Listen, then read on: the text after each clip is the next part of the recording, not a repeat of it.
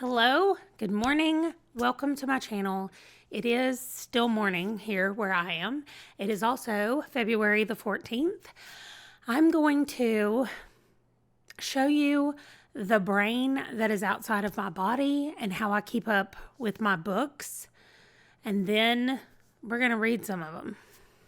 Okay, I know you've seen these before. I make these for every TBR game that I play and every TBR that I create. And so this part is not new to you. But what might be new is the fact that I just keep these and I make a sign that says done, and everything on the right side of it I have completed, like all of this. By the way, this was the last week of Squash That series. And I read the last 8 of the in-depth books to get me completely caught up, and I finished book number 58. So I'm caught up with the in-depth series.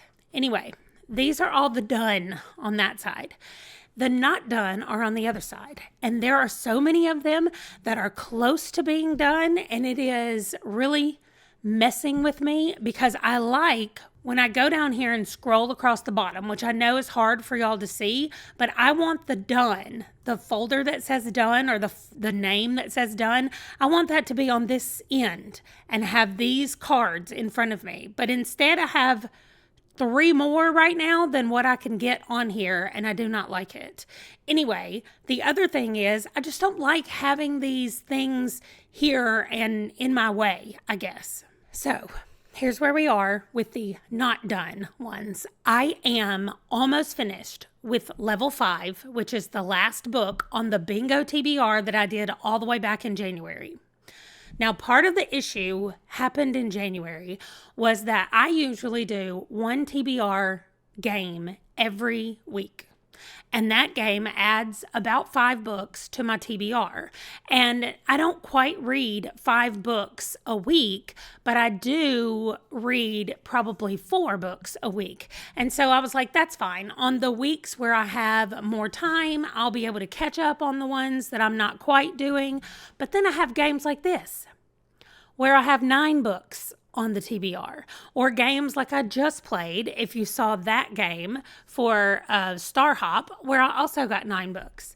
So then we need to do things like we're doing right now, which is play catch up and get rid of some things. Another thing, if you'll notice, I have this book on Audible. I also make myself a note about where the books are because, again, this is my brain outside of my body, so I don't have to remember all of this stuff. So this one's on Audible, and I was prioritizing books that I had gotten from Libby, especially books that were going to expire soon. I was trying to hurry up and read all of those. So I put this one off and off and off because I already owned it and I could read it whenever I wanted to. I'm not doing that. I want these boards off and on the done side of things. So I'm almost finished with level 5. Then the next board we have is the Gerbitathon board. Now, I've already read everything on here except one book, Where the Lost Wander. Now, that is also part of another, all the way over here, a TBR card. So I'm not going to read that next because that's not technically what's next. This card is what's next. This is my February reads. I've already done the Expedition Through Pages books. I need to read the February book for my online book club. I need to read the February Buzzword and then the Voxer book club book. However, the Alaska book is already on another TBR, so I'm not going to worry about that. So I think the next one I'm going to read is Butcher and Blackbird when I finish level 5. Also, I own it on Audible, so I just want to be like, let me wait. I keep talking myself into waiting on the Audible books because I need to read the Libby books, but I'm not going to do that. I'm done doing that. So I'm going to be reading Butcher and Blackbird next. And then after I finish that, or when I'm almost finished with that, we'll talk about what's next. But right now, level 5 is an AI story, kind of about how AI is taking over the world, or one way that AI could take over the world. And it is now that I'm getting close to the end, it has a lot of different storylines, by the way. And when you start, it is a little bit confusing at the beginning. But now that things are starting to come together, I'm like, this is diabolical. Like, it is so good, so much better than I was expecting it to be. And it's fantastic. Like, it has a lot of like coding and science things. So it is very science heavy sci-fi, but it is, or I guess technologically heavy sci-fi, but it is so good. I did see that there is a level 6 and a level 7. I don't know if there's more than that, but level 5 is so good. I'm definitely putting level 6 on my TBR, on my storygraph, so that I will eventually get to it because it's really good.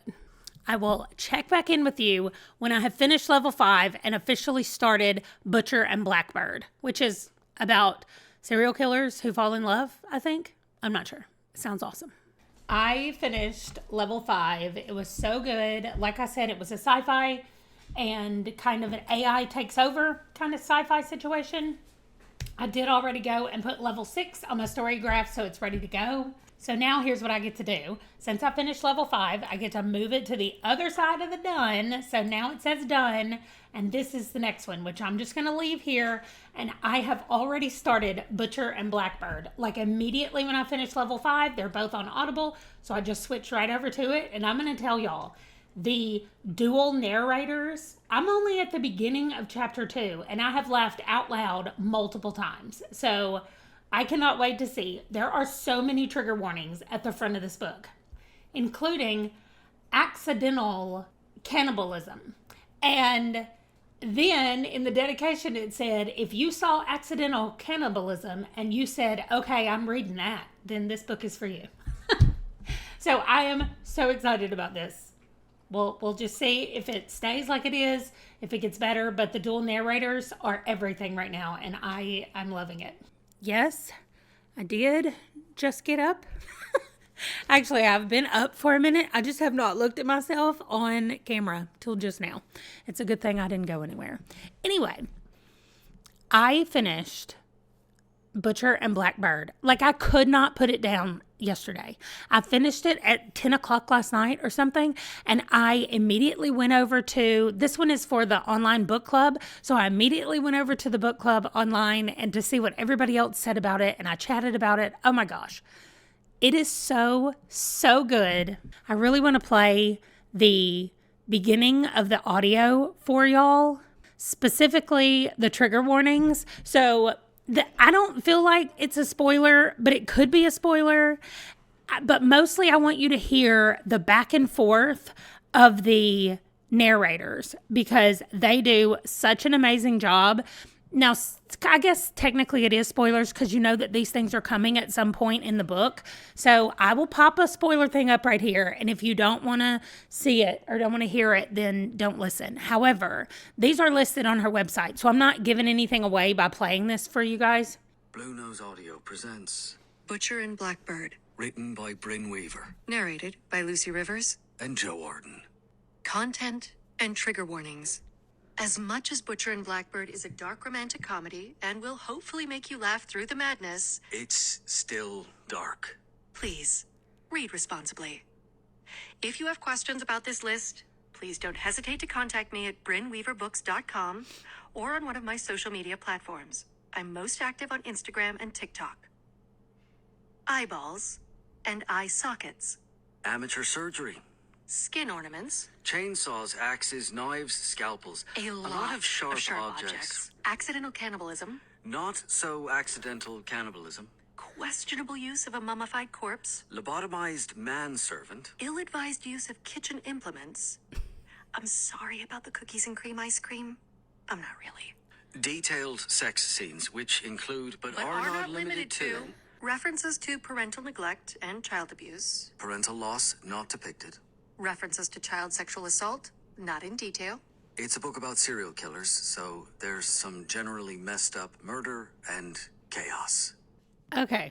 So, yes, I cut some of that out because I don't want to have to put the little warning on here that this has inappropriate language in it. So, please go and read that if you would like to know the part that I cut out.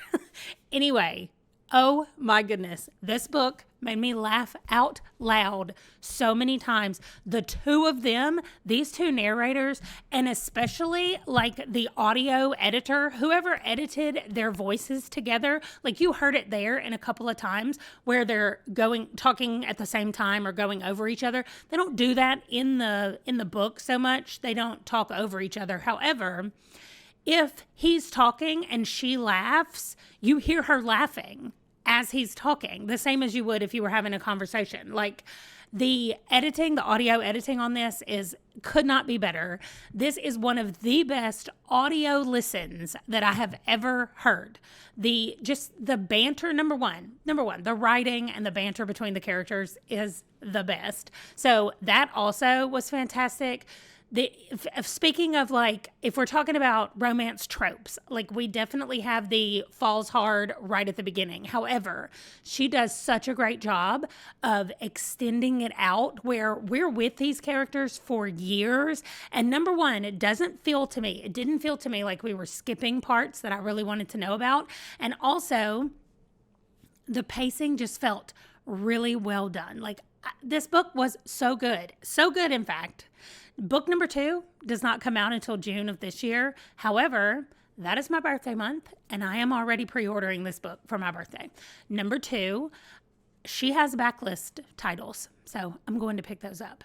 That is how much that I liked this. However, there are a lot of trigger warnings, as you heard at the beginning, especially the eyeball stuff, especially the more explicit sexual stuff. That happens in the second half of the book, but it happens.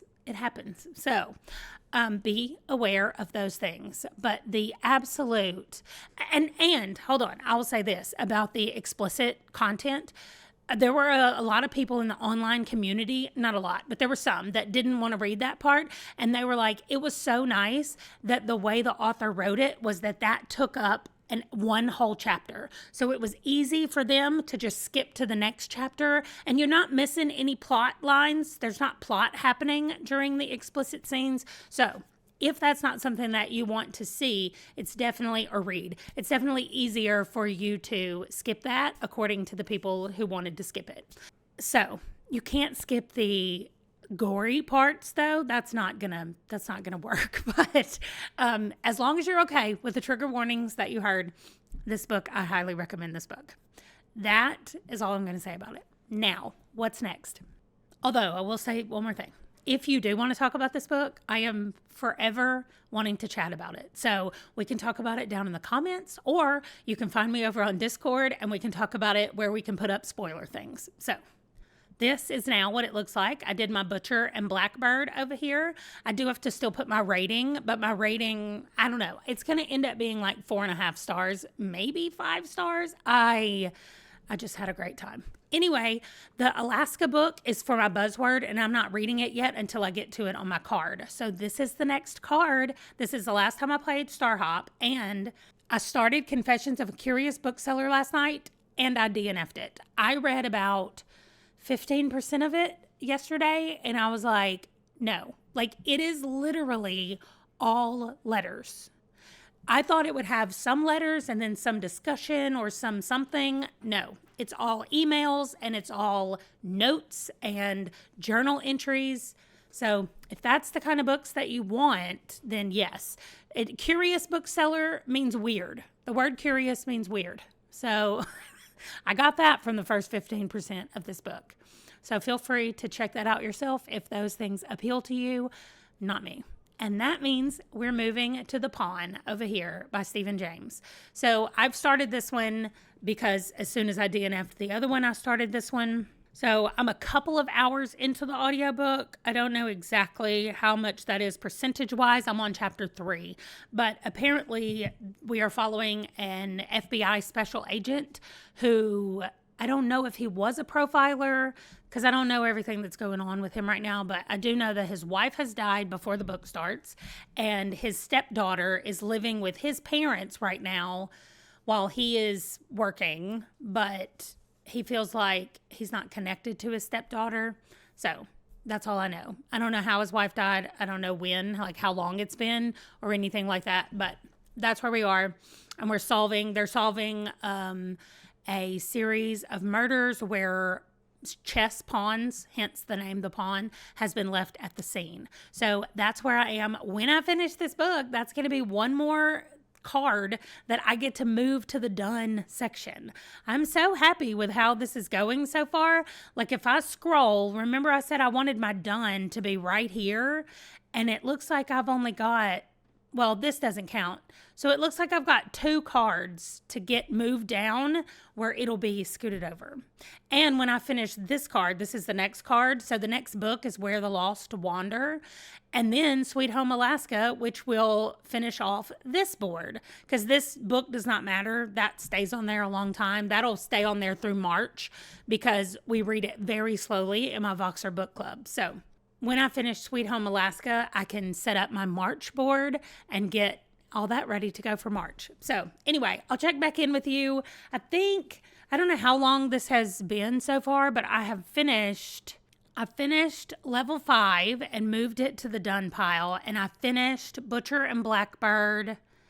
Then I DNF'd to Curious Bookseller, and now I'm reading The Pawn. So maybe when I finish reading The Pawn, I'll see how long this takes me to do. So maybe when I finish reading The Pawn, I'll go ahead and end this video and maybe do another one. You guys let me know if you want this, where I talk through the books that I'm actually reading, because I feel like with all the TBR games, I don't ever do a wrap up of the things that I'm reading. I'm not going through and doing a monthly wrap up where I discuss every book. I like the way I did the January Matrix thing, where I at least talked about all the books I read and did my favorites. But I'm not going to go through and talk about all the books. But I could do it like this. So you guys let me know what you think about that. And that's it. I will see you guys in just a little bit to talk about The Pawn. Okay, I promise it's the next day, but yes, I'm still wearing the same jacket because I just throw it on every morning as I'm walking around my house. Anyway, I finished, what was I reading? The Pawn. I finished The Pawn. Wow. I knew I read a book about a mystery. I could not think of the name of it. Anyway, Patrick Bowers is the detective. He's an FBI special agent, and he is a geographic profiler using it almost is like Google Earth situation. He pinpoints where the first contact with a serial killer and a victim, then where the actual murder takes place or the torture or whatever is happening with the serial killer, and then where the body dump is. And not always are those in the same location. Sometimes they are. Most of the time they're not. And so he puts all of those on this map and does some kind of configuration thing where he can tell you where their lair is, or I forgot what he called it, but it's like their home, but it's not always their home. It could be just where they hunt from. It was so interesting. And I was like, this is a very cool way to do a profile of a serial killer that has zero to do with their motives or their thought patterns or anything like that. It's literally just using geographical information to figure it out.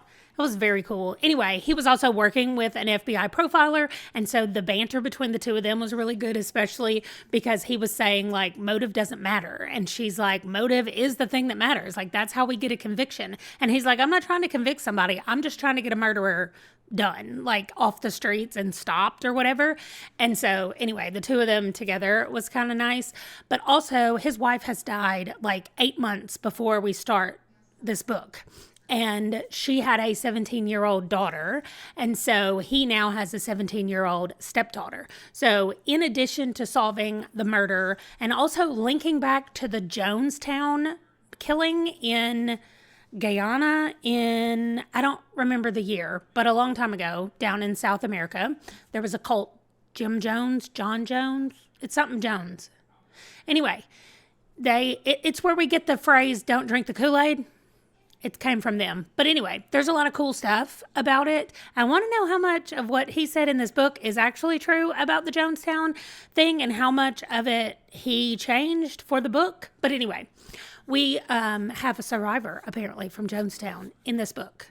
And we get to find out everything about them and what they're doing, and then about the serial killer and how they're the same and or different, and not the same person, but maybe the same person. Anyway, it was very good. I really enjoyed it. I went and looked it up. The series is complete, and I think there are 7 or 8 books in the series, so I'm definitely going to keep reading about Patrick Bowers and see what all kind of crimes he could solve. So I really, really enjoyed it. Then let's see what we move to next. Okay, so here it is. The pawn is marked off, and that means that we get to go to the next one, and that's going to be Where the Lost Wander. But I'm going to move the star hop to the done side, and so that gives us one less card on this side. And the next book I'm going to be starting is Where the Lost Wander, but I think I'm going to do that one in a new video and go ahead and get this one edited and get this one up. So that's it then for this video. Let me know what you thought about this format of doing it like this, because it kind of gives you an update on what's going on, but it's not sit down, hold up all the books and tell you what I thought about them, because I just have too many to do that every month. And I would rather do it this way, where as soon as I finish the book, it's like fresher in my mind where I can talk about it.